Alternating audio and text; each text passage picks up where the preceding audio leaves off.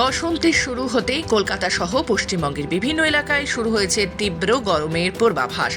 আলিপুর আবহাওয়া দপ্তর জানিয়েছে চলতি সপ্তাহে তাপমাত্রা বাড়তে পারে এবং আগামী কিছুদিন শহর ও জেলার বিভিন্ন জায়গায় তীব্র গরম অনুভূত হতে পারে।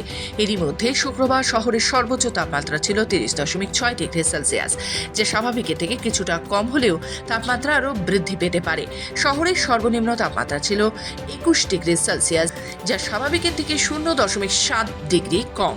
এখন থেকে শহরের তাপমাত্রা ক্রমাগত বাড়বে, তবে একদিকে শহরে গরমের পূর্বাভাস থাকলেও অপরদিকে উত্তরবঙ্গে কিছুটা ঠান্ডা বৃষ্টির সম্ভাবনাও রয়েছে। আলিপুর এবং জলপাইগুড়ি অঞ্চলে হালকা বৃষ্টির পূর্বাভাস দিয়েছে আবহাওয়া দপ্তর। তবে এই মুহূর্তে দক্ষিণবঙ্গের আবহাওয়ার বেশ গরম হতে পারে, বিশেষ করে কলকাতা, হাওড়া, উত্তর 24 পরগনা, দক্ষিণ 24 পরগনা এবং মেদিনীপুর অঞ্চলে আবহাওয়া দপ্তরের পূর্বাভাস অনুযায়ী এই বছর বসন্তে তীব্র গরমের পরিমাণ বাড়তে পারে।